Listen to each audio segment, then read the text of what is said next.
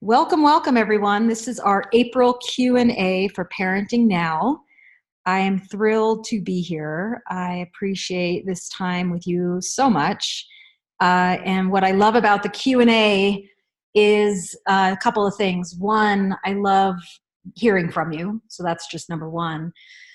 And two is I love how it makes me take the theory of what I'm sharing in the courses that we're learning this year, and also the stuff that some of you have done with me before, and we're really putting it into practice. So, I love theory. I love big ideas. I love pontificating and thinking about all this stuff, but unless it actually adds good things and ease and joy and wonderfulness to your lives, it's not very valuable. And what I think the Q&As do is I think they bring it to life. They bring all of this really good new paradigm stuff into real life. So that's what I'm excited about today and going forward. The other thing that I really love about doing the Q&A is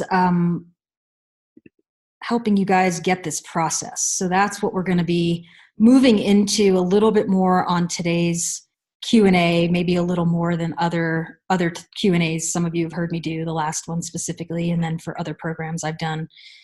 You might realize that I'm taking this in a slightly, not super, but a slightly different direction.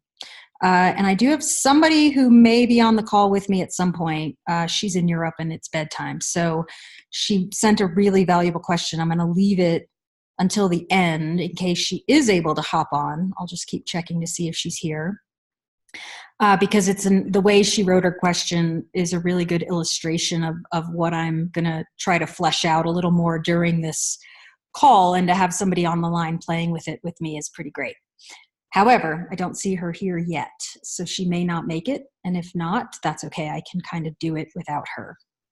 And there was only one person that said they wanted to have me share their question live. So I know I want to honor that from the other people. They didn't give my permission, and I don't know if any of them are here. So we'll just see what happens. Okay, so before we get started, close your eyes. And just let yourself get present wherever you are, even if you're outside walking or if you're with people, just take a moment. That's all. You can even put your hand on your heart. Sometimes that slows me down the most. A nice deep breath and a little pat of my chest can really bring me back.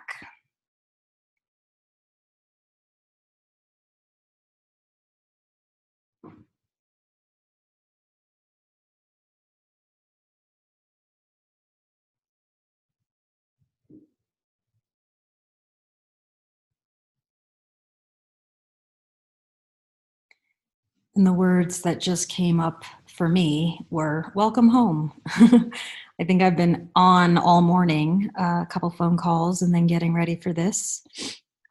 And so I don't think I've checked in with myself. And there was something really sweet and simple about taking that moment. I didn't do much. I just closed my eyes and patted my heart and took a nice deep breath. I'll do one more.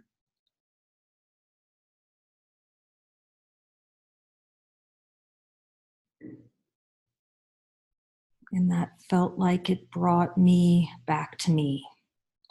So that's something that I want to keep practicing in myself and with all of you, because it does seem important and useful. And that's what we're going for here. So my intention for this call is, one, to get in alignment with myself, which is what I feel like I just did a little bit of, really trying to gather myself and slow it all down and open up to whatever's supposed to come through. So you might want to set yourself an intention for the call. And then what I always love saying before these calls is, even if the specific question doesn't relate to you and your people, quite often what I share as a result of the question is universal, because a lot of what I teach, as some of you know, and many of you will know soon, is it's not about the specific age or stage or issue. It's really about you and how you're relating to yourself, and then how you're relating to your people, no matter what age or stage they're in. So listen with a wide open and spacious heart, and see what kind of thoughts and insight and wisdom you can glean. And the other thing that I encourage people to do as we go further through this is, when I'm reading the questions, see if you can start answering them. See if you have thoughts about what I'm going to say, or what you think I'm going to say, or what you would think, oh, I wouldn't do that, I would do this. Because I'm just one person. And the more you practice, especially on other people's issues, I think the more you practice exploring what you would do, I think the more you strengthen that muscle of trusting yourself and your own wisdom. So ultimately, that's what I'm here to do, is point you back to you. And I recognize the value of having somebody share thoughts so that you can use those to say, yes, I'm going to try that with my situation, or no, I'm not going to try that, but thanks for the idea, because now it's making me want to go in this direction. So the goal here is clarity, and however you come to that, that's just go for that. That's a really good intention to have. Okay, I'm going to give it a go. Let's go. And thank you again for those of you who are here, and for those of you who are listening. So first question is, hold on, let me double check that I am recording. Yep, I am. First question. Sometimes when my 5-year-old gets triggered and upset, she tells me she wants to be by herself or to be left alone, and storms off. This worries me, as she is going into a freeze mode and shutting me out when faced with big feelings and emotions inside. I want to help, as I feel that she is too young to be left on her own to deal with her big emotions, but she won't let me. Do you have any thoughts on this? Is it okay for her to be left alone to process her big feelings on her own, or how can I be help to her in this moment? So what I think about this is that I want you to make some space around this. The thing that comes to my mind is that she is a wise being. Yes, we think of children as these little children people, that don't really know as much as we know, and don't really know what they need. That's kind of the old paradigm, was that they're blank slates and they don't know, and we know better. But I don't believe that. I don't buy that anymore at all. I believe that she does have a wisdom, and that, especially when it comes to her own regulation, if she's actively telling you, I want to be alone, I would honor that, and I would trust it. And I would say, you know what? This is tricky for me, because I think a little kid should need her mom when she's upset, but I want to really make sure you know that I am listening to what you are telling me. And so you could say, so the next time you get upset, do you want me to back off? Should I really listen to you? You're asking this 5-year-old, she's a person. You can ask her, hey, not when she's in it, but separate from that, you can say, hey, you keep telling me you want to be left alone. My mama self that wants to take care of you every minute of every day is feeling like, well, that's not okay. Children should have support when they're upset. But I want to make sure that you feel like I am listening to you. So tell me one more time, when you are upset, what do you want from me? And if she says, I want you to leave me alone, or I want you to, just listen. I don't know what she's going to say. And then the next time it happens, you're not leaving her alone. You're not abandoning her. That might be something in you that you want to look at. You're just giving her space. Think of it that way, that some humans arrive and they want closeness and connection when they're dysregulated. But some people arrive and they don't want that. They want more space, just different ways of regulating. It doesn't mean better, good, bad, different. It's just what it is.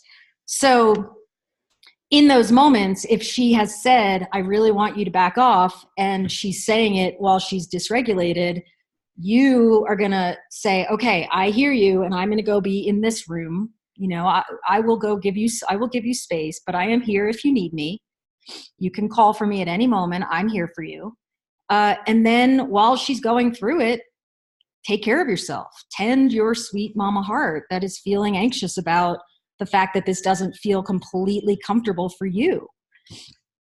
And then after she's through it and you reconnect and you've had some time and maybe she's heading to bed that night, you want to check back in and you want to say, hey, you had a meltdown. I gave you space. How did that feel? What was that like for you? Did you appreciate it? Did you want something different? And then give her permission to say, to give her the information that, I'm open. So at any moment, if you need something different, we'll work through that. But I just want you to know I'm listening to what you're telling me now. Because I think as a bigger piece of this whole puzzle, I think it's really, I would rather you err on the side of listening to her and trusting what she's saying, not ideally in those moments, but if you've had a conversation and she says, oh yeah, mom, I really do calm down better when you give me space in those moments, trust that I would rather she come back and say, why weren't you there for me because you listened and you weren't there, than her say, you're smothering me and I don't want you there, and why aren't you listening to me and letting me be where I need to be when I'm upset? So it's about trust. It's about recognizing that every human is different and every human does regulate differently. And I think a lot of the attachment parenting information has given us this view that, children should never be left on their own when they're upset. But I'm not really buying that. I think you have to look at the individual and the person. And certainly if you were like, well, you're upset, go over there, that's not what you're doing. You want to be there for her. So being there for her in this situation is listening and experimenting with trying what she's asking of you and then coming back together and talking about it after the fact. So not easy, but worth trying, again, for the health of the relationship in the long term. Okay, here we go. Let me take a little drink.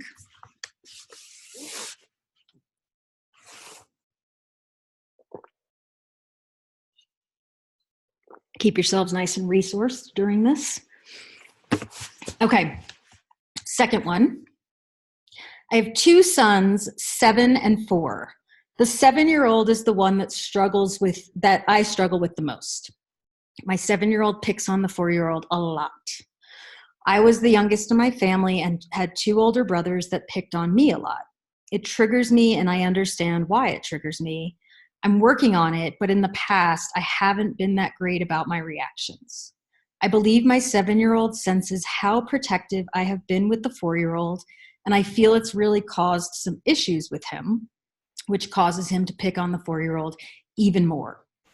My 7-year-old says to me frequently that he knows I love the 4-year-old more and that he feels unloved. It breaks my heart, and I've tried to do special things with the 7-year-old, like spend one-on-one time, and I've started to allow him to sleep with me at night so we can be closer. I see improvements, but wondering if I've caused the meanness between the 2 siblings by showing one more attention than the other. Here's the question. How do I love equally when both require different types of affection? So, tricky, and not insurmountable. I think you're already on a good track of doing things differently, recognizing that he needs that coziness at night that you're able to now give him, and that sounds like it's helping. So appreciate yourself for that you're on track. And then beyond that, one thing I just want to say is that keep digging into these triggers. And I would even maybe, when you're in a yummy, cozy, alone space with your 7-year-old, it may not be the conversation he wants to have, but I would throw out little tidbits about, the fact that you were a youngest and your brothers picked on you, and so you're extra sensitive to that. Like, talk about what you're learning about yourself and exploring, and he might look at you like you're crazy, but on some level it might get in there. Hey, I'm really sorry if that's been hard for you. Sometimes people say that and they think, oh, well, that was useless and that felt weird. But the truth is, you don't know where it goes, and you don't know how it lands, and you don't know if it's going to be something that plants a seed that changes the dynamic between you. That might not show up immediately, but maybe down the road, it's like he really needed to hear that. Like, hey, I'm going to acknowledge to you, which is a very vulnerable thing to do as a parent, but really valuable as a person in relationship, is to say, I've been thinking about the last 7 years, especially when your brother came along, and I wonder what that was like for you. Open it up. Let him talk about it, not when he's being mean to his brother, but when you guys have had, a yummy, snuggly night, and maybe you wake up and you say, you know what? I know this might sound a little weird that I'm saying this, but I just want you to know that I'm really working on figuring out how to make sure that you guys both feel loved equally. And then he might go into, well, I don't, and this is why. And you might just have to kind of sit there and go, oh, this wasn't a great idea. But again, maybe he says it and you hear him and something shifts. We don't know, but it's worth trying, in my opinion. The other thing is letting yourself off the hook and recognizing that you can't control how they feel about the way you love them. That's not your ability. You don't have, that doesn't exist. All we can do is love. All we can do is decide, okay, well, I'm going to figure out how this person feels love so that I can give them an experience of love that seems like it lines up for them. But beyond that, it's out of your control. He's going to feel what he feels.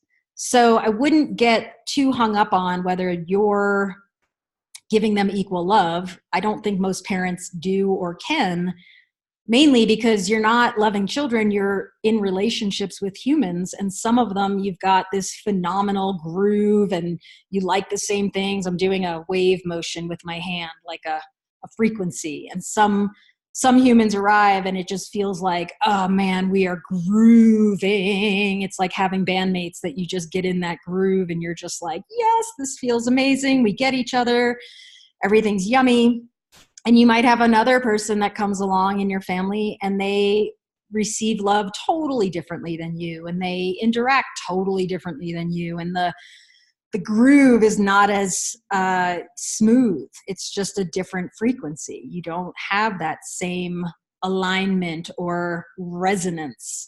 So those are usually the best teachers. Those are usually the humans in your life that help you understand yourselves and others even more than the ones who are easygoing and get you and do the same things and like all the ways that you show up in love.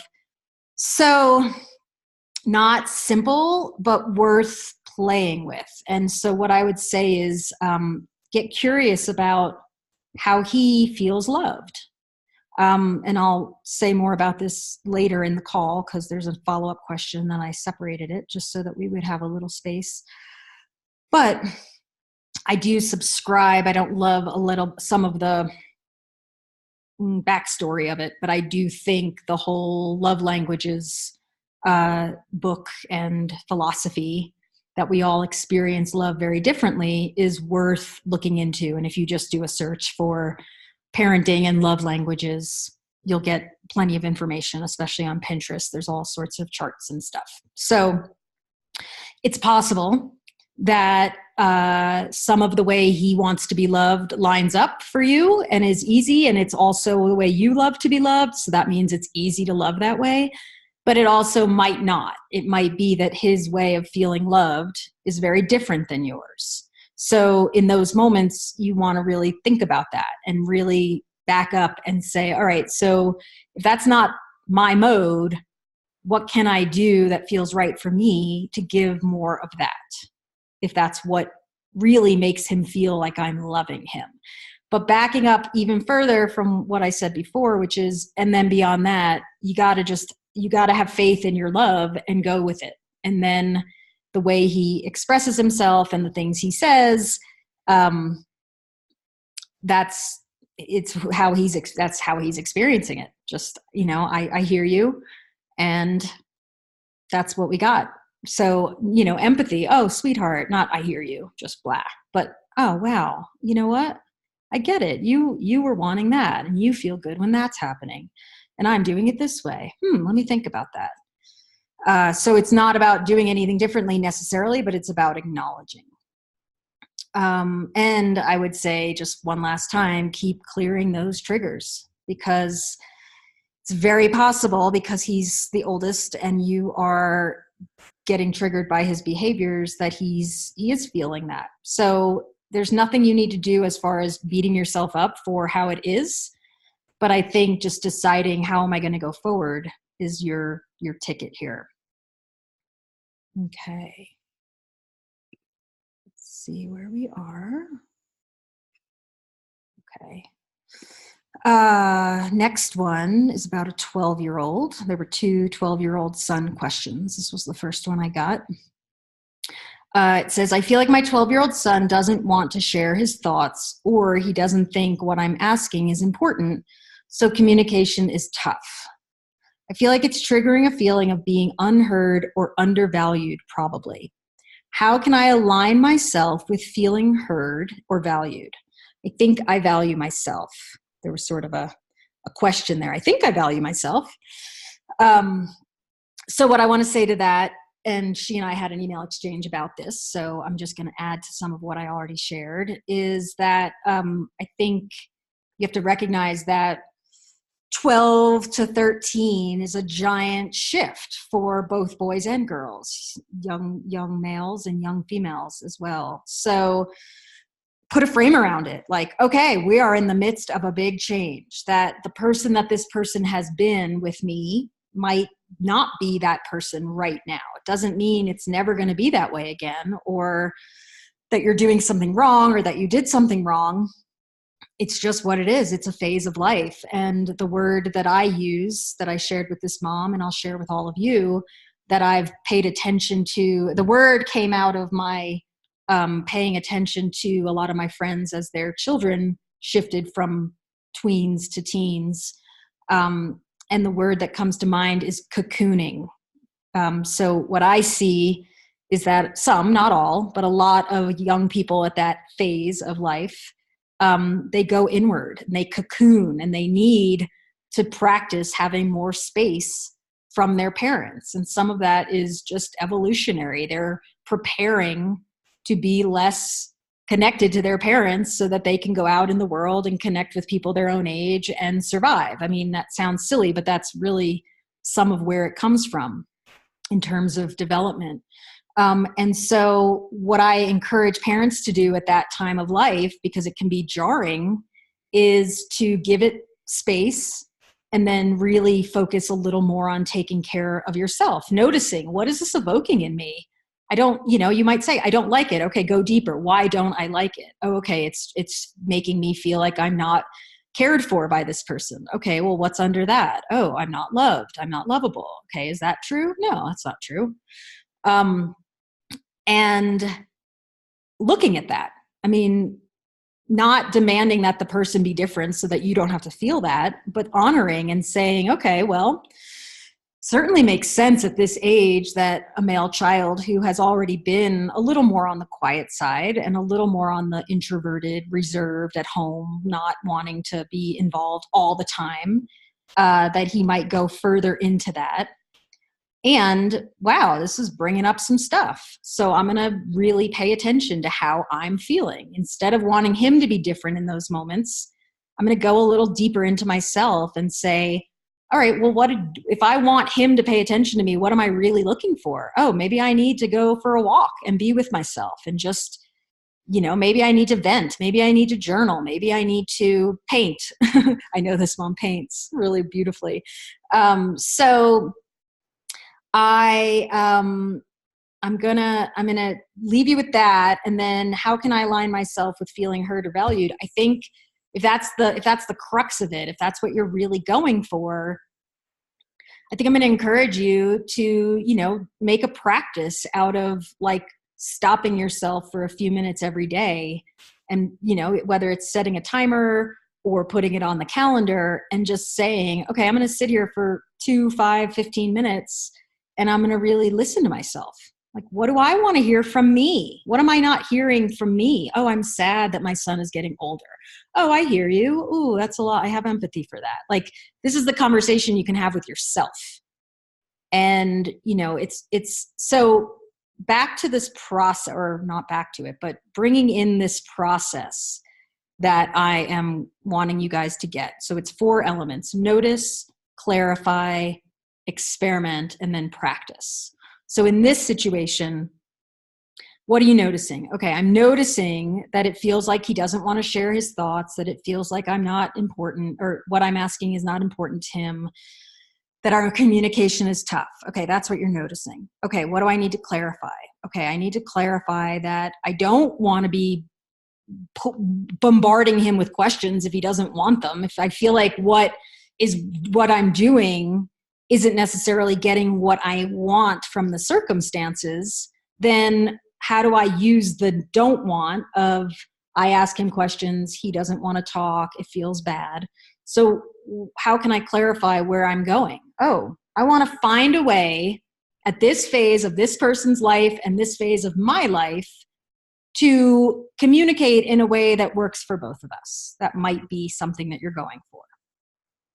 And then you would experiment. So you have a lot of options there. You might say to him, hey, here's what I'm noticing. First you would say, okay, I know you're not into talking that much right now, and that's totally fine. However, because we're family members and it's partly my job still as your mom to ask you questions and figure things out with you, we do need to figure out how to do this. So I'm not going to put you on the spot at the moment. I'm going to give you some time to think about it. But here's what I want to know. What do you want from me as your mom right now? I'm not promising I can give it to you, but I'm opening up the conversation because I know it annoys you when I ask you too many questions, and it doesn't feel good to me when you don't want to talk. So where are we going? How do we move through this? I'm not asking you to solve it, but I'm asking you to figure out, like, when can we have a chat about this? And he might look at you and roll his eyes, and then you might feel yucky, and then he might come back in a few days and say, hey, I was thinking about what you said, and here's what I would want. Or he may never do that. I mean, he doesn't have the same intention around family life that you do. He has his own intention. He's not in this because he said, oh, I love this person, let's have a baby. Oh, let's have another baby. Oh, here he is. Okay, now we're a family and everybody should want the same thing I want. He might not want any of that. And it doesn't mean you're doing a poor job, and it doesn't mean there's something wrong with him. It just means that you have different intentions. And so being open to hearing what he's wanting in the midst of this right now, again, it doesn't mean you say, oh, okay, well, that's what you should have.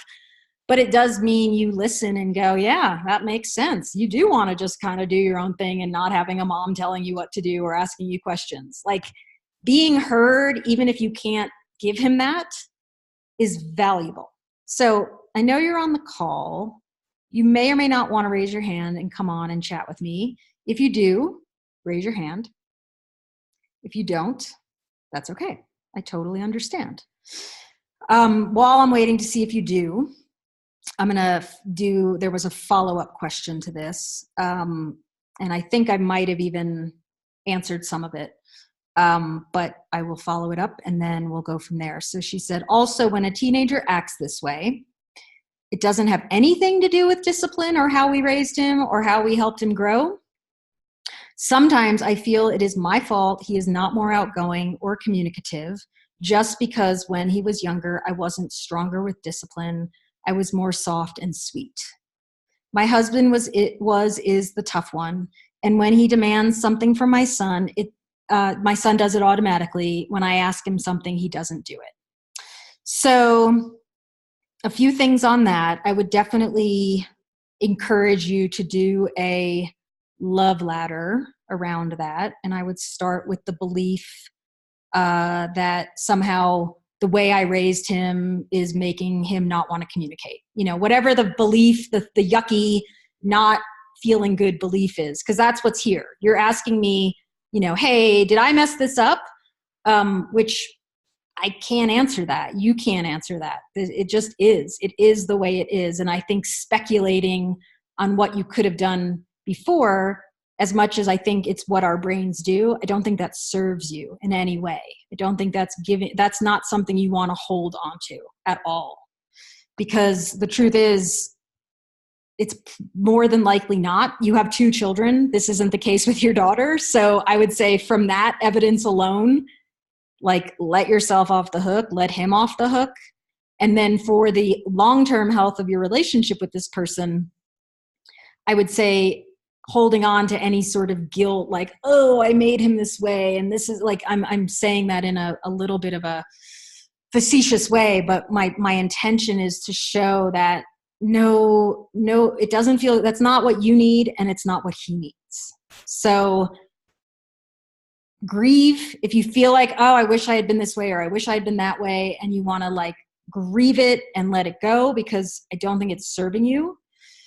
The grief might be up so that you can move through this phase with him. And, you know, I mean, there are always going to be things in life. I mean, that's what I realize as I get older and older, is there's so many things I wished I had done differently, in the ways I wished I had been different with people that I love.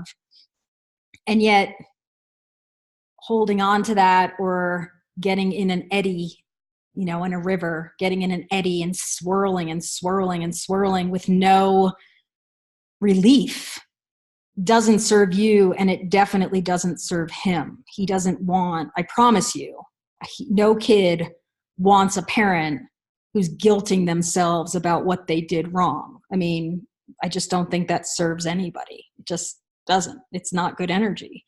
So be with it, explore it, do a love ladder, find your way out, find other thoughts to think, see if there's a way you could say, well, maybe he is just who he is. You know, let's see where he goes. This is a cocooning phase where you're going to get maybe less of him than you would be comfortable with. So how do you care for yourself then? Let's see who that is. It might be you. Let's see here. Yep, there you are. Let's see what we've got. All right, since you raised your hand, I'm going to say this is Monica. How would you like to, can you hear me? I lost her. Oh, there you are.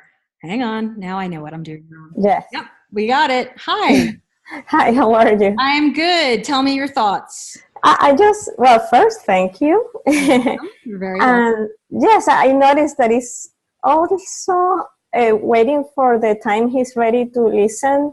Because if I ask all these questions when he's, you know, after school day, tired, that's usually when I want to ask the questions. Mm-hmm. He doesn't want to answer. Right, but he's tired, he's done. Yeah, but if I wait, if I don't ask anything, still sometimes he opens up without me asking anything. Right. So I just probably need to wait for those times and be happy about those times and show it, than to question.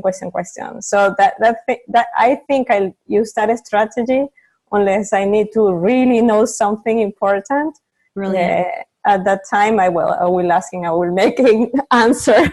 But if it's not like emergency urgent, I will just wait when he wants to talk. Yeah. And acknowledge before he gets home, I have a feel I need to connect. And I don't know where he's at. So it may not be that I get that connection from him. So, but give yourself a little care around that. It doesn't mean you just blow it off, but don't make it his responsibility. Does that make sense? Yes. Yeah. Yes. Mm-hmm. Because you're realizing, oh, if I just give it space, I get more. Yes. Of course. Yes. Brilliant. Like, isn't that a great thing to know? I love that you realize that. And now you're able. So I love that. You noticed that it wasn't going, you noticed that he wasn't coming and telling you things. Then you clarified, I really do want to know things from him, but I need to make more space. So the experiment that you've been running is what happens if I don't hound him right after school or when he's feeling like he's overdone. What if I wait and just see what he brings, and then you're getting more. So now you practice that. Exactly. That's the best way, because if I ask, the answer is no to whatever. To whatever I ask is no. Yeah. Yeah. And I mean, I'm not proud of this, but I have a personality like that. And I'm like that with my mom sometimes, where I don't want to be asked questions. And I know that's ridiculous, but it is. And it's a dynamic that I'm constantly working on now that I'm an adult. But I do think as he's getting to this middle, teen age, I like the idea of you backing off and seeing what comes forward. Exactly. Yes, I'll work on that. Yeah, you are. And it's already moving well. So you're doing it. I love it. Yes. Yay. Thank you so much. It's so good to hear you. I send you love. Bye. Bye.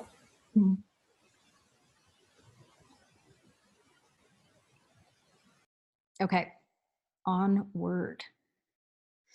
All right, so here is a mom that wrote, how can my husband, if he is present, help me when I'm going/have gone over the edge? And then she said, perhaps this isn't his responsibility. Is it too much to ask of him? So there's a lot of neuroscience of coupledom. One of my teachers, Stan Tatkin, is one of my favorite resources for it. He has a book called Wired for Love. And then a newer book out that I can't remember the name of. I think it's called We Do, like I do, but we do, maybe? Anyway, Stan Tatkin. And he talks a lot about co-regulation and how partners can learn to become each other's help partners around regulation. So I think that without a doubt, this is something that is possible without a doubt. And this is a big conversation that you guys need to have together. So this is something that you guys, if I need this, this is something that I need, then you can go to him and say, hey, here's what I know about my brain and my nervous system. Here's what I know I need in those moments. Here's what would be helpful from you.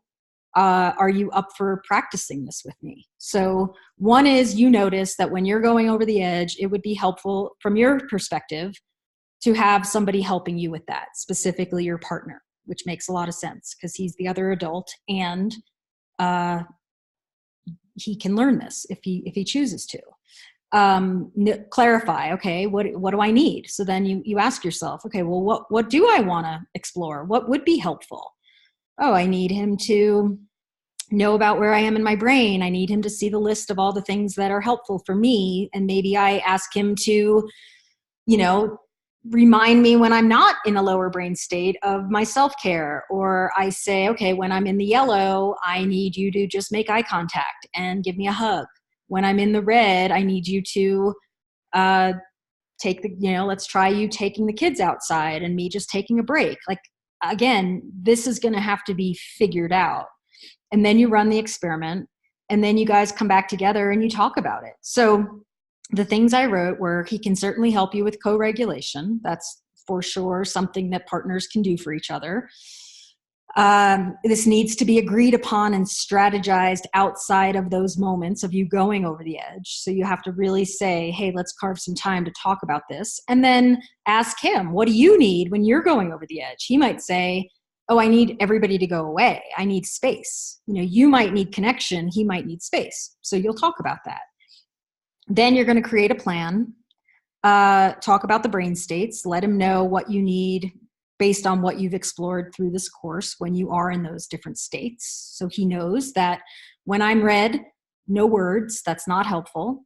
He might not know. It's not fair for us to assume that other people can know what we need when we're in those brain states. I think, unfortunately, a lot of our messages as children about princesses and princes and what, marriage looks like and happily ever after doesn't give anybody any tools about brain states and nervous systems and, regulation and reactivity and windows of tolerance and all that stuff that we're exploring now. So tell him what you need and then practice it. This is weird, but I'm saying it. Practice it when you're not going over the edge. Like, practice it. Be silly. Say, oh, I'm freaking out. And he could say, okay, let me check my list and see what you need. And let him try it on. And then when it happens, not if, but when you do feel like you're going over the edge, pull out remind him like, emergency plan, I'm going down, and see what happens. Let him try it on. Give it 40, 50, 60 times of trying it to see how you can move it toward, all right, this is feeling good. Like, you're two individuals who are trying to figure something out together, and you both have nervous systems. So you have to take that into account too. He may or may not be equipped. However, don't dismiss the idea of wanting to try just because you think, oh, he can't handle it. It's like, he might be wanting this information, and he might really appreciate that you're bringing the conversation up, not just for how he can help you, but also how you can help him. I mean, it's so valuable to operate from this perspective. And then play with it, practice it, and appreciate. Just really make sure he knows, I really value that we work this way together. And then talk about it. Hey, this is what felt good. Hey, this was what was hard. Like, practice it, and then come back around and look at what worked, what didn't work. What are we going to try next time? So this mom, she's in Sweden, so she wasn't able to be on the call because she said she was going to go fill up with friends in town going skateboarding, which is pretty fun. So I really appreciated that question because it was less about parenting and more about self-care and partnerships. So yeah, give that some thought and let me know if you have any follow-up questions. And then so let me, oh, wait, the mom who wanted, yeah, there you are. So I'm going to bring that question in. So let me move this.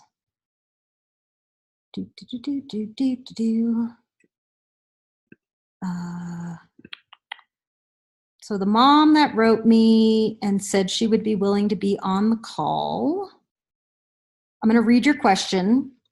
I'm going to give a couple thoughts, and then I am going to see if you want to be on the call with me, because I know that you were doing bedtime and you might have to hop off, but you are here. I see you. Okay. And I made a big note in all caps, great example of noticing and clarifying. So in her writing of the question, she did the first two steps of the process. So she said, I'm finding that I'm struggling with how to deal with and respond to my 4-year-old's way of expressing her emotions. For example, we would arrive at our destination by car. She said, I don't need help with my seatbelt. My dad, her granddad, who was sitting next to her, heard, I need help with my seatbelt. He unbuckles her seat for her, and oh my God, she explodes. Goes into massive meltdown, shouts, grunts, doesn't want to leave the car, doesn't want to be carried, just full-blown reptile brain, I guess. Then she said another example. So again, we're noticing. Another example, we walk home from the shop. She's on her bicycle. I'm pushing the pushchair and with my 1-year-old. The pavement becomes narrower where there are roadworks. I continue walking and suddenly hear the screaming behind me. I want to go in front. I'll never go on my bike again. All caps. I know how I don't want to respond. So here we move into clarifying. I know how I don't want to respond in situations like this. I know I don't want to shout back at her, and I know I don't want to pull her along. Currently, I feel like I'm going into flight mode and don't respond to it at all. But I don't want to do this. I don't want to ignore this.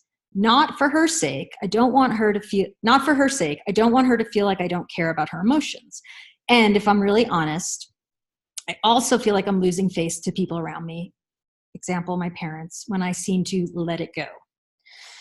I sometimes revisit situations like this with her afterwards, but more often than not, I forget or details become fuzzy and I don't really remember what all the fuss was about, and find myself wondering whether it's worth the effort to bring it all up again. Now that I am moving away from the examples given to me by my parents, I feel lost as to how I could/should respond in situations like this. I try to fit it into brain states and recognize that she is often, always, in reptilian brain state when she responds like this, but how do I go from there? How do I respond to my 4-year-old? So the big question, how do I respond to my 4-year-old's ways of expressing emotions? I would find it very helpful if you could give me a few pointers as to how I could respond in or after the situations like this, what kind of thought patterns I could follow, and also if you could show me what I should be aiming for with her in the long run. Okay, so I'm going to give my thoughts, and then if you do want to be on with me, I'll pull you in. So first and foremost, one is you notice that she's in a phase. Well, before I say anything else, and I know this might not help, but I want to say it loud and clear, this is 4. That exactly the scenarios, those 2 exact scenarios that you specified are hallmark / quintessential 4-year-old experiences. And not putting it on her as a 4-year-old, but this phase of development where she's not 3 anymore and she's over the hump of 3.5, which is intense. I don't know where she is in the 4s, but somewhere. There's this sense of, I really need to do it myself, and yet I'm not able to totally do it myself. And that is extremely frustrating. And they are vulnerable to being in that reptilian brain state a lot. However, it doesn't stay that way. I mean, certainly there are non-4-year-olds who act this way, but it's not, she will get beyond this. I promise she will. It's just a matter of her developing. So right now she's just in that phase of development where things are frustrating and she wants more control than she has, because she's a person and we all want that. We want freedom. We want control. We want to do it ourselves. And as much as the people around us love us and want to do things for us, that gets frustrating at this phase. It just does. So it is going to happen again. So that is a good question, what you're looking for. So you clarified, this is what's happening. This is the phase we're in. This is what's going on. Put a frame around it. It's not going to last forever. It's not who she is. It's not a trait. It's a state, most likely. Unless you're going around freaking out about every single thing, which you're not, she's not going to keep doing that. She'll grow through it. She'll develop through it, but she's in it right now. So what you did a good job of is clarifying what you don't want to do. You don't want to go into flight mode and not respond. You don't want to feel like you're freaking out on her for freaking out, which is wise because that's not helpful. But now we need to clarify what you can do. So if you are interested in being on this call with me, put your hand up. I think there's a little button that says raise hand. Yep, there you are. Okay, cool. I am excited for this conversation because what I want to do with you now is get you doing the work of, okay, I know what I don't want to do. Now what can I do? And then what's the experiment we can create? So let's, oh, there you are. Hi, Marlene. Hello. It's our first time talking. I'm so happy to chat with you. It is. I'm What very fun. excited about it. I feel like I'm talking to my idol. Oh my gosh, you're so cute. Well, I'm loving your question. So let's dig in. Tell me. Yeah, let's. Yeah. What are you noticing? What are you recognizing? What do you want to, how do you feel like you want to move forward with this? So I Uh-oh, I lost you. find it really reassuring to hear that you say that the reptile brain is to make an appearance for a 4-year-old. Because I was just thinking that today. I feel like she's in her reptile state. Like, no, not quite all that. Yeah. Can you hear me? Okay. Okay. It's coming and going, but now I can. Yeah, you're good. Yeah. So you let me just reiterate. So you're saying it was really helpful to hear that this is quote unquote normal. That it is normal. Yes, it is normal. Yes. Yeah. That's And very almost reassuring. to be expected because she's growing. Okay, so good. Yeah. I'm glad that's Okay. Yes. I'm not quite. Can you say your question again? Well, okay. So you know it's normal, and you're noticing that it is what it is. She's just slipping a lot. That's just part of her developmental phase. Yes. You know, you have a little one, right? Right. Yeah. She's 1-year-old. Yeah. And so that probably is adding to some of it that, you know, they get like often between 9 and 12 months when the younger one becomes more mobile and more cute and is doing all the cutie things. That can be extremely triggering for the older one. So yes, yeah, absolutely. dealing with a lot right now. And on top of that, she's just developing. Like she's probably there. So one thing I would say is look for ways that she's acting differently when she's not super dysregulated. Like, is she being more helpful or more empathetic or funnier? Like what's growing as a result of a lot of this yuckiness, right? Yeah. Well, she's definitely helpful. She's sharing a lot with me and her little sister as well, and she's really growing. Yeah, and it's wonderful to see. And so, I try to share it with her when I notice it. Beautiful. Lovely. Good. But then when she goes into this state, I just don't know how I can help her beyond it. I don't know. Maybe I should just step back in that time. But then how I sort of want to reassure her that it's fine to show her emotions. Okay. But like sometimes she gets quite loud, and I can see my youngest one looking at her, and I'm thinking, oh, she's gonna learn that this is normal. And yeah, maybe to some extent it is normal, but I'm not quite sure that it's a behavior I want my little one to pick up. Well, you can't control that, honestly. She may not. So I wouldn't let that become the drive around this of why you want it different. I would let some of that go. I get it. I mean, I understand, but they're different people, and just because one acts that way doesn't mean the other one is going to automatically. So let that go. You'll deal with it when she gets it. Okay. So let that go. Fair enough. Yeah, because that is causing some of your stress, honestly. Yeah, I recognize that. It's good to have it. To have you hear you say it. Let's go backwards first, and then we'll go forward. Knowing what you know, and knowing what I think and what I share. What do you think if you knew that your dad was going to ask, was going to try to do it, and she was going to flip out? What would you have done for your daughter and your dad before that happened? Again, this is an impossibility, but I'm just curious. Yeah, that's an interesting question. Let me think. So you're saying if I heard Jessica say, I want to unbuckle my own seatbelt, and before my dad did it for her, I would probably say, Dad, let her do it.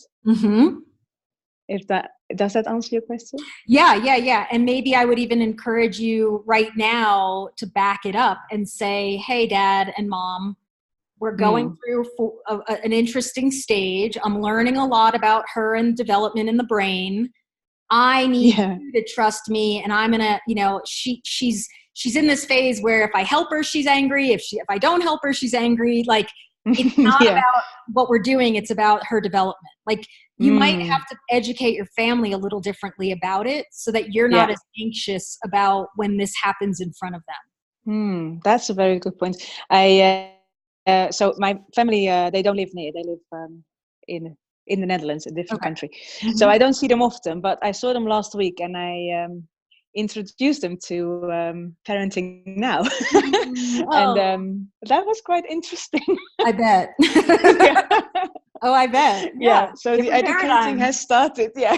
No, none of this is, this makes sense, that this is not second. It's innate. It's in you, but it's not right at the tip of your tongue because you get it. So it's okay. And nothing against them.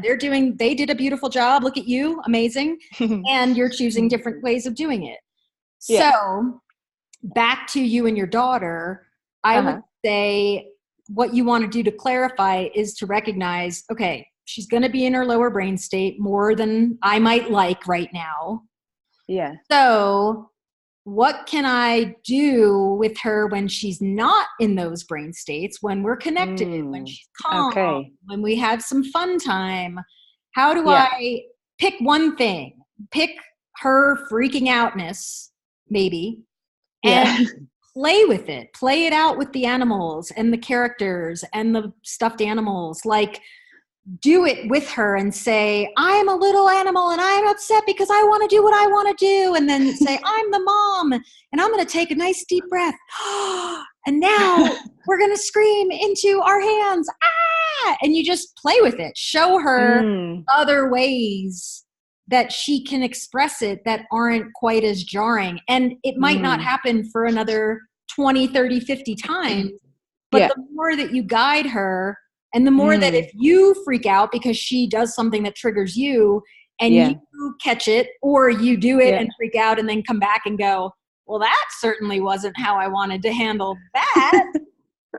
Right? Yeah. Like, yeah, I could totally see myself do that. So you want to... I mean, the thing with the stuffed animals. What did you say? Yeah. I can totally see myself do the acting out with the stuffed animals. That's a really good idea. Yeah. And then, and you've probably heard me say this on other calls, but like decide, all right, if I don't want her screeching and doing that whole thing, even though that's what she's doing right now, doesn't mean she's going to do it forever. What do I want to show her? What do I want to model? What do I want to play with? What do I want to practice with her and with myself so that she starts to wire in the different way? Yeah. Okay. Yeah, I can do something with that, Carrie. Thank you. Yeah. So that would be the experiment. And that's all it is. I'm not promising it's going to do anything. I'm just saying, what she's doing. You clarify how you want it to go differently. Then you try some stuff and see where that takes you. Yeah. Okay, we're going to give it a go. I mean, really, I'm a broken record with this too, but really try even every day. If you just said, okay, first thing when I wake up or right before I go to bed, I'm going to say 10 things that I am appreciating about this kid and her development. Because look at your 1-year-old and look at your 4-year-old. That's an amazing amount of development that had to take for her to be that person now. Yeah, very true. Yeah. And then appreciate yourself because you're doing a beautiful job. And I'm really glad I got to talk to you. So thank you. Yeah, me too. Very exciting. And let me know how it goes. Okay. Thank you very much. You're welcome. Cheers. Thank you. Bye. Bye. All right, cool. Thank you, everybody. Okay, here we go. This one is the second part of the mom who asked about the partnership co-regulation, as I characterized it as. So she said, I get triggered much more easily during the 10 days before my period, and I go so quickly from yellow to red. And I can raise my hand and say, I hear ya. I know I need to regulate myself more during this time and have lots of fill-ups, but I have really bad PMS. And I'm so hoping to model for my 11-year-old daughter that menstruation is a positive power, but feel like I'm failing at this. I know I probably need to schedule my fill-ups. Unfortunately, my menstruation is irregular these days. And by the time everyone sees it's mommy's PMS, the time for major filling up has passed. And I am so negative that even mini fill-ups seem impossible to get to. What more can I do for myself? So I did look on Facebook to see if your birth date was there, and you are my age, 47. So I would say first and foremost, so you noticed that you're not feeling like it's good for you or your family, that you're going through it with such sort of an extreme experience. So I would clarify, I would learn about perimenopause. And I would also really be thoughtful about your diet right now. And this is just speaking personally. When I'm doing higher fat, lower carb eating, my PMS emotionality is totally different. It's almost non-existent. And when I have lots of carbs and refined sugars and things like that in my diet, it's a nightmare. So one thing to try, just an experiment to run. I would say beyond that, get some physical support, talk to whether it's a homeopath or a naturopath or an MD. I would really dive, and I know you travel in the birth world, so you've got resources, and I would call upon them because this is real. And I would really dig into, is there something I can be doing for myself during this phase of life to support myself so I'm not falling off the cliff as much? And really getting clear, how do I want to move through this time of life? It is a phase. It can be long, short, we don't know. But clearly something has shifted, if your periods are irregular and you're feeling more triggered, more easily triggered, or even if you're just noticing it, maybe it's always been that way, but you're just noticing it more. Either way, asking yourself, what do I need? How do I need to support myself so that I can feel more regulated during this time? And, you might track it and notice the irregularity has a pattern to it. So maybe that's something that you take on for the next few months is, I'm going to put some good attention on this cycle and see what happens. And then I would say, don't allow yourself to get cavalier with your self-care. So I know that feeling of everything feels great. You're kind of like, why did I freak out? I feel good. And then you don't think I need to fill up. So you get really drained. And then it comes time where you're needing to have been filled up, you're bone dry, and you're flipping out. So notice this phase of life and let yourself get some care around it, whether it's nutritional or hormonal or whatever. Really take care of yourself and then decide, what are the things that I don't need just around my period to be feeling full, emotionally full and regulated, but what do I need to be thinking about every day? What are my necessities? What are my essentials? What are the things that I need to become much more vigilant about and can't let slide when I'm not in my time of the month, so that when I do hit that time, I'm not coming at it at a deficit. And I don't know if that's going to be easy or hard or where that's going to take you, but that would be the experiment that I would run and the practice I would do. So experiment for a month with filling up a little bit each day and see where that leads you at the end of the month. And then if it's like, oh, I feel great, this was really valuable, wonderful. And if not, what are you going to do to try next time? What's the next piece that you're going to go toward and practice? So hang in there and get some support around this, because it will be helpful for you and for your people. Okay, here we are. We've got 1, 2, 3 more, which is great. Okay, another 12-year-old son. My 12-year-old son is tender and sweet, but he can also act out to the point of becoming violent toward both me and his father. Most of this is a reaction to limit setting, but this year he has decided that he hates school, and every morning he tells us that he doesn't want to go. My husband, his stepdad, and I have tried to find out why school is hard for him, but also set the expectation that he continues to show up every day. I have noticed that avoiding challenges simply reinforces his belief that he can't do an activity or task, or that it is unmanageable. Also, in some of his venting sessions, he tells us that he is, in his mind, fat, ugly, and stupid. Listening does help, and sometimes he cries and then his mood shifts or lifts. Another piece of information you should know is that he only goes to school 3 days a week.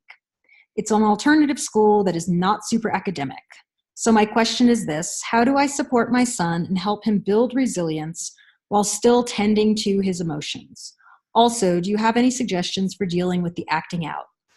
At 12, he weighs more than me, and during the last episode, he broke my bracelet and watch. He truly flies into an out-of-control rage. So, as you can imagine, I was going to say, I think talking to him about it outside of when it happens. So I know you guys have some really tender, deep moments. You shared one last time with me that was really profound, of feeling like you were feeling a feeling and he was with you, and then you both cried, and it was really just a rich moment. So I would say if you can make more space to have some of those kinds of moments, because, when you're trying to get out the door and get him to school is not the time when he's dysregulated. I mean, if he's saying these things, that he's fat, ugly, and stupid, that's, to me, that is a symptom of having slipped into a more reptilian brain state. I know there's words, but the words are really just the outfit that the feeling is wearing. And so you don't want to get hooked to the words. You want to go under it and really try to understand what does happen for you when we get up in the morning and you feel like that. So, maybe you go to the woods, or maybe you go swimming, or you do something that gets you both in a nice groove outside of day to day. And you might even say ahead of time, hey, I would love to ask you a few questions because I want to make sure I'm giving you what you need. I don't know if that's what you need. So I want to hear from you. So I'm going to plan something for this weekend so we can go out and have a chat and we can have some time together. Because direct questions, especially with 12-year-old boys, is not usually the route to getting answers. So you want to slow that down, make it more spacious, plant the seed, and then really try to catch him when he's in a regulated state and open up conversations. I don't even like using the word ask questions, but open up curiosity and conversations around not just what he's doing when he gets aggressive, because that's sort of the byproduct, but what's going on and why is he slipping, and what is going on around school. Is it not enough? Is it too much? I don't know. I don't know what he would say. And I think in different brain states, he would give you very different information. So be open and see if you can create a situation or multiple situations over the next few months where you tell him, hey, I want to make sure I hear you, and I do need to hold this boundary because this is what we value education and this is why. So those are the things that I would consider. You're on the call. If you want to chat with me and ask me further questions, I will happily open it up. And if you feel like you got a little more insight, you also asked for a referral, and I'm going to email that to you later. So I'm going to email that to you, and then I'm going to send you a couple of articles about the emerging teen brain and things you can think about and look at in that regard. Oh, there you are. Okay, let me see if I can get you in. Hold on. Here we go. Colette? Yes, can you hear me? I can. Hi. Oh, great. Thanks. Yeah, no, everything you said was very helpful. And I think there was the earlier call about the 12-year-old was also helpful. I think that piece about just wanting to know what's going on, with my child, and wanting to do it on my own terms, and thinking that I need to be right there and be connected at all times. When in reality, that cocoon process might be going on for him, but also So I guess the only question I had was about you said don't get caught up in the words that he's saying. Yeah. I guess I'm concerned that those might be, it sounds like there are negative beliefs about himself. And so I guess maybe if you could say a little bit more about that. Sure. So is he saying them when he's not dysregulated? Like, are you noticing it in other moments when he's really happy and life is good and you're all connected? Is he saying that kind of stuff? No, he completely flip-flops, but I think there are sort of pervasive beliefs that are there. They could just get triggered. Okay, that's reasonable. I don't know if there's anything I think you modeling, modeling that how you talk about yourself and you're being conscious about that, and not really giving it a lot of energy, and realizing that, that might be a phase. It might be something he's going to work on for the rest of his life. We don't know. But think about it. When we have a belief and somebody says, well, no, you're not that, like, that doesn't really get us anywhere. It just right. really, and that's one of the challenges of parenting is you don't get to control how this person feels about themselves, right? Mm-hmm. I mean, I wouldn't dismiss it. I wouldn't say, oh, that's not true. Like, I would just sort of let it be there, and then maybe being physical, like making sure on the weekends you're going out and doing active stuff, and like getting him in his body so that he starts seeing it differently, because he's proving to himself he has these capabilities, not because you're telling him. Right. Yeah, I can see that, because it's almost like focusing on how the things that make him feel better about himself, that make him feel more connected, right, rather than trying to change what he thinks in those moments, right, especially. Right. Yeah. Yeah. That makes a lot of sense. Okay, good.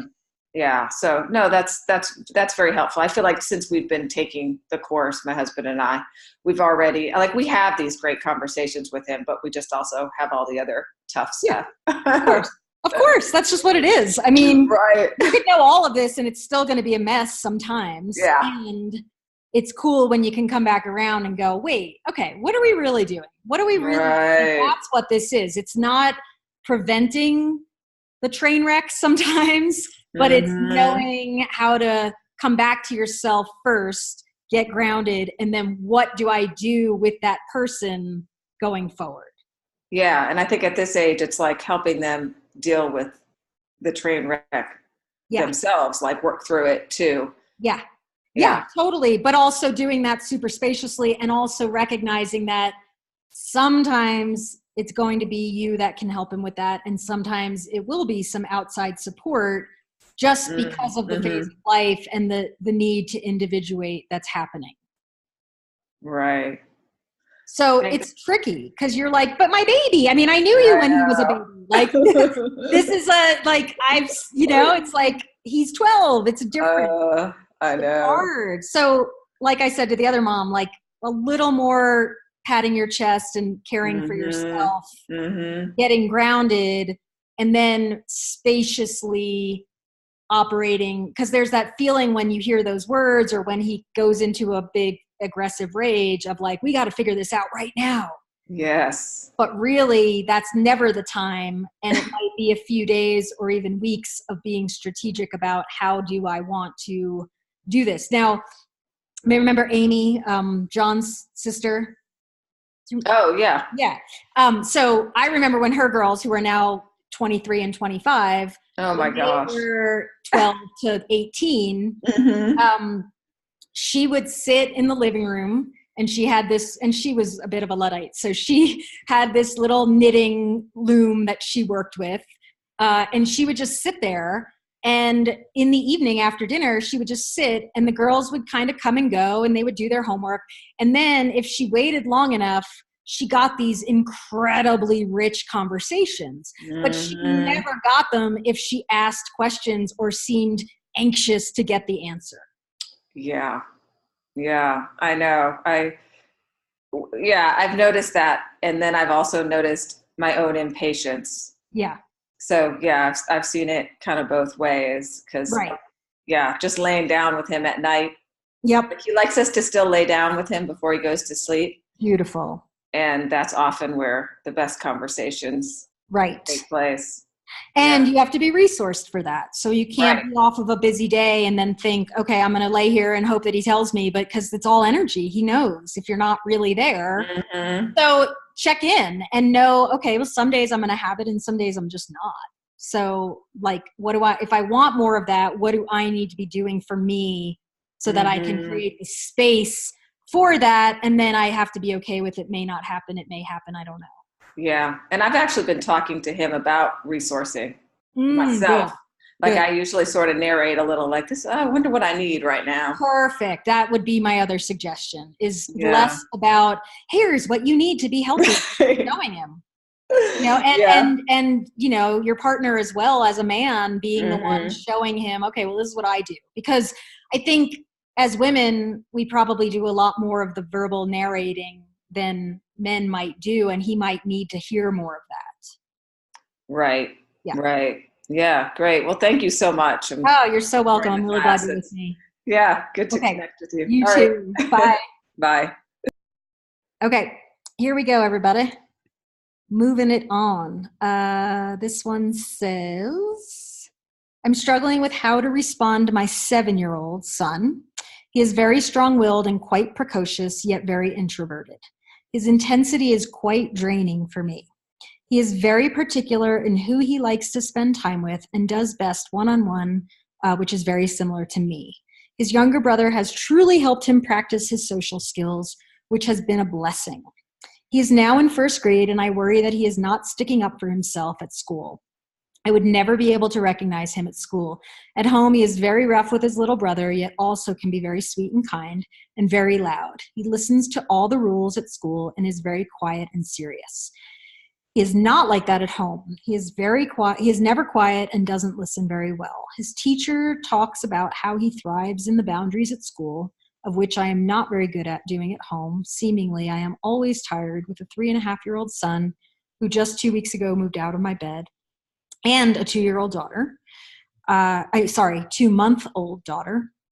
I have volunteered in his class, and I see that the other kids like him, but his personality doesn't come out at school, which might be a good thing since he has trouble harnessing it at home.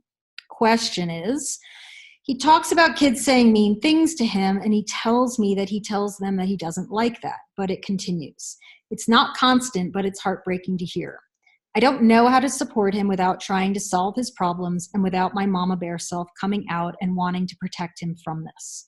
I know this is just the beginning. I am struggling with how to deal with this. He does tell on kids when they won't let him play or something he wants, on something he wants to, or if they hurt him. Since he struggles in social settings, I am lost in how to help and support him, since being at home is so very different from that. How can I teach him to be strong and stand up for himself at school and not be the meek boy who gets picked on when being strong at school is not allowed? Or how can I support him? I hate to see these kids being seemingly so mean. I know this is a fear of mine, a fear that he will be bullied, and fear it could lead to anger or self-harm or suicide. So I do hear all of this, and it is evoking. I want you to name for yourself, notice that it's evoking a lot in you. I would be really mindful of the projecting out that what could happen. I know that's easy to do, and we often do it, but I want you to be a little fierce in your mind of saying, you know what, I have no idea where this is going. I really don't. You don't. I mean, you really don't. You can say, this is my fear, and that's legitimate. That's the outfit you're putting on the fear, is these thoughts that he'll be bullied and it could lead to anger and self-harm and then he'll commit suicide. I get why you think that. I'm not dismissing that. But under that is just a lot of fear. So if you can go under the thought and tend the fear, and what I mean by that is just, whoa, this is a scary thing, having a 7-year-old who's going through this. It's evoking fear in me. Fear, 90 seconds, feel the fear. Like it, you have to tend that part. And you have to decide, okay, I'm noticing there's fear. I'm noticing that he's coming home and telling me these things. I want to support him. So, okay, that's the clarity. I want to support him. Then next is, okay, then what's the information I need to assess and look at, and then what's the experiment that I want to run. So, what I'm imagining, based on what you wrote, without knowing this human, is based on the fact that you said he's very introverted and he's intense. My guess is that he's coming home from school in a very low brain state. You know, whether he's yellow, probably yellow, maybe en route sometimes to reptilian, to red. And so some of the aggressiveness with the brother, some of the telling you about all the bad stuff that happened to him, that to me, not to say it's not happening, but the fact that that's what he's coming home and talking about, that to me sounds like he is coming home in a dysregulated state. So part of what he's doing is he's doing what your 2-month-old does, but your 2-month-old just goes, wah, wah, wah, something's off. Something doesn't feel right. I need you to connect. I need your help. I need you to help me.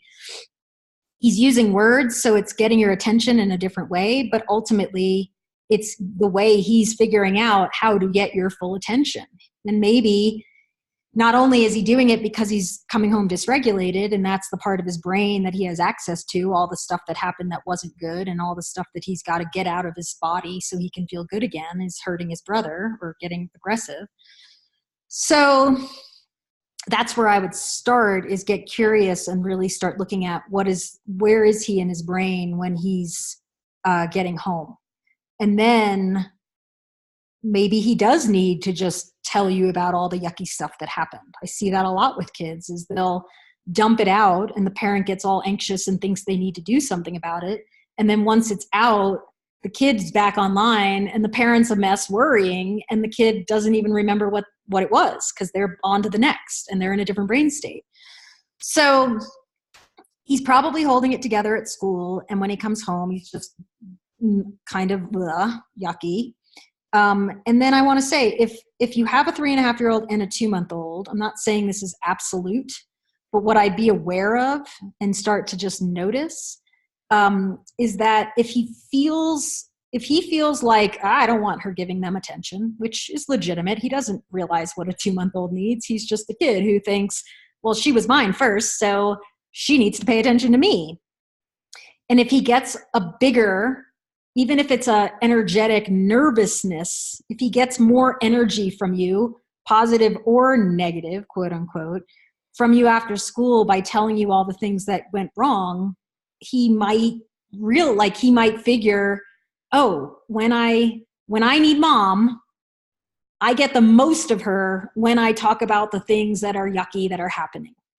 And so just be aware of that. There's nothing you really need to do other than just be aware. And then when you are listening to him, and maybe he does just need some time with you, because it's hard to have a 3.5-year-old sibling and a 2-month-old.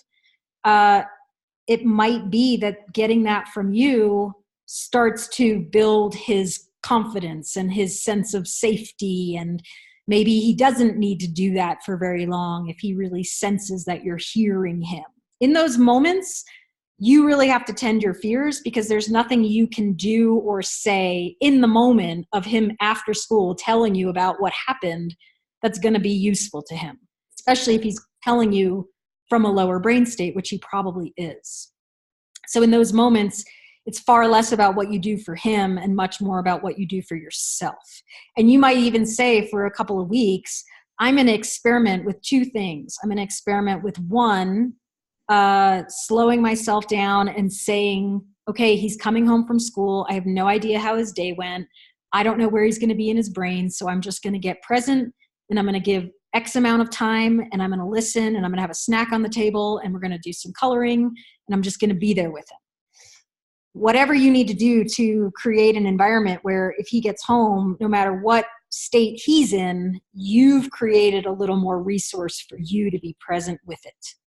Because you wanting him to be in a different state, which is legitimate, you've got a lot going on. I get it. You're exhausted. You're not going to always want to hear every detail of his day, but he might need to do that and say all the bad things so that he feels that sense of mommy taking care of him in that moment. But really what he's wanting is just presence. He doesn't need you to fix it. I know that's hard because you want to. And you're like, well, if I just go in and teach the school how to talk about social emotional learning and this and that, but that's not going to get you in that moment what you're wanting or what he's wanting. So slow it all down, create an environment where he can come home and transition from being on and with people to finding a little more cozy, introverted. He might need to go to his room and do some art or read or just be alone for a little while, because that's a lot to come home after a big day of learning and being on and have these other people who are now coming at you. A 3.5-year-old with a 7-year-old coming home is like, you're here, let's play. And the 7-year-old might or may not be into it. So you might start talking to him when you have some time alone about, okay, here's what you might need at the end of the day. So we're going to start playing with this. and make it more about how he's regulating himself, which is going to be a process for a really long time, but start now and really talk about how you're doing it for you, and giving him more tools around that so you can give him a little more support. Okay. I can tell my brain's getting a little tired. Hour and a half of talking is a lot. So last question for the day, and then we'll wrap it up, is this mom said, this question is about night waking. My 2-year-old screams at me for water, sometimes several times in the night, even though he has a water bottle right next to his bed. He's also using the threat of pee or poop to get me to come over. When I let him sleep with me, it can be even worse, waking up several times to ask for water, to pee, or screaming when I roll away from him. I'd love suggestions to get him to sleep soundly through the night more consistently. So you would also, I had addressed a different question that she asked in an email, and basically I'm going to use this just to give a little context, but she said he was 28 months, so now he's 29 months. This came in last month, and he was doing some pottying. He had been using the potty, but there was a little regression, or there was some aspect of it that wasn't how it had been going. And that was disconcerting and challenging for you as the parent. So the reason I bring that up is because these seem in some way connected to me, that he's in the midst of a lot of growing. And so the night waking and the not using the potty in the way that he had been is really, in my opinion, a bigger symptom of the development and the change that's happening and all of the astounding things that he's figuring out how to do at 2. So yes, it doesn't surprise me that he's both having trouble with the toileting and the night waking. So what I would say, just very practical, is when little people are growing, especially when they're in phases of big growth, which happens a lot when you're in the year from 1 to 2 to 3, he either, how do I want to say this?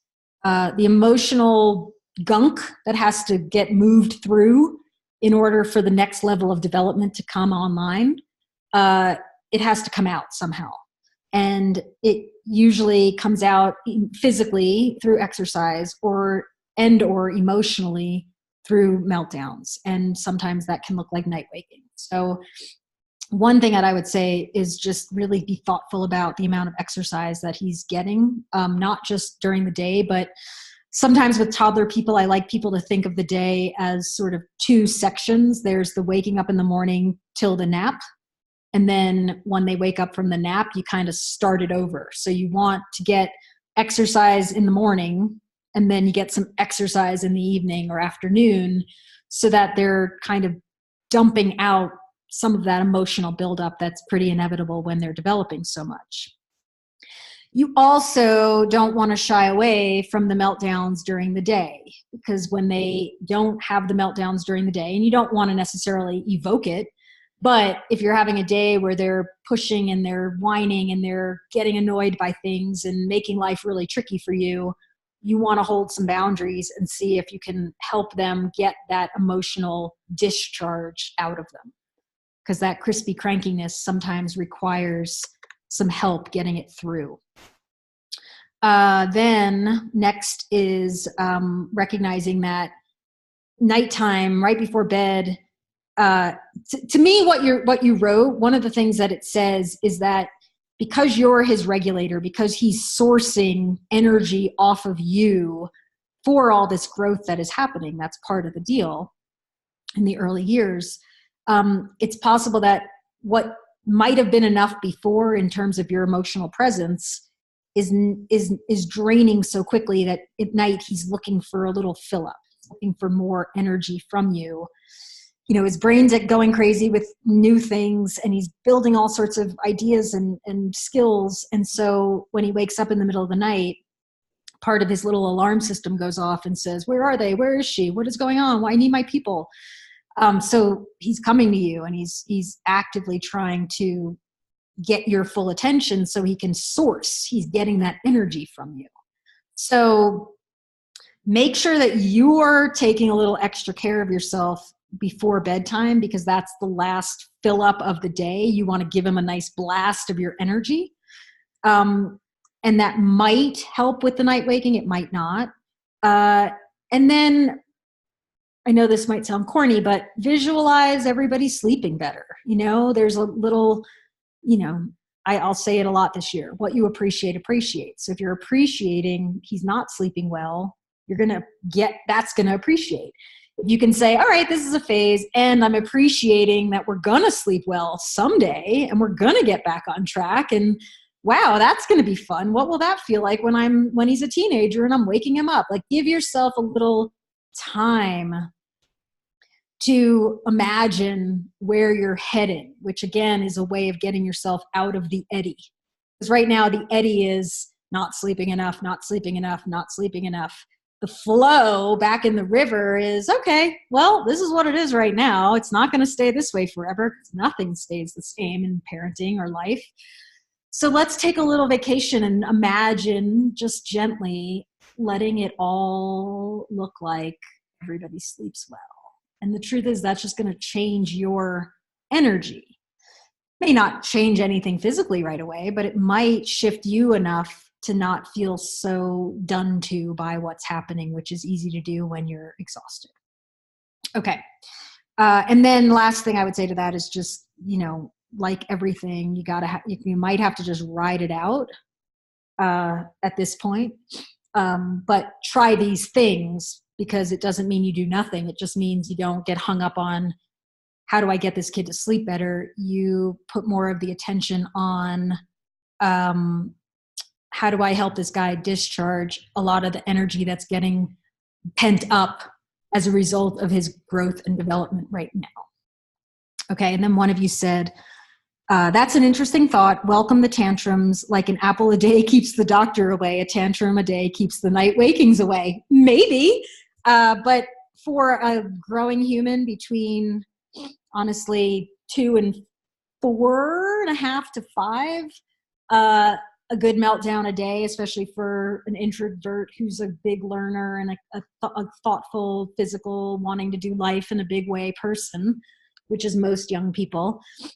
Don't welcome the meltdowns. I love it. That's your new mantra, Marlene. Welcome the meltdowns. Welcome the tantrums. It's all helping them re-regulate. I thought this one was going to be quicker, but we actually ended almost the exact same time. And the fact that so many of you are still here listening is pretty phenomenal. So thank you. And thanks to everybody who listened to the recording. I really appreciate this, and I really value this time and these thoughtful questions. So thank you. We'll do another one next month in May, and we'll start our second course, which is about technology, May 7th, Tuesday, May 7th. And I really look forward to that, because I did it last year and it was fantastic, and it'll be better this year. So I am sending you all love, and I look forward to hearing from you throughout the month. Bring it on and send your questions. And if it's something that I want to save for this because it's so useful, I will. And if it's something that I want to respond to by email, I will. But that's the point, is I'm here for you. And I really like when you ask me things, because it helps my brain too. Deep breath. Go love your people and take good care of yourselves. I send you tons and tons of love. Bye.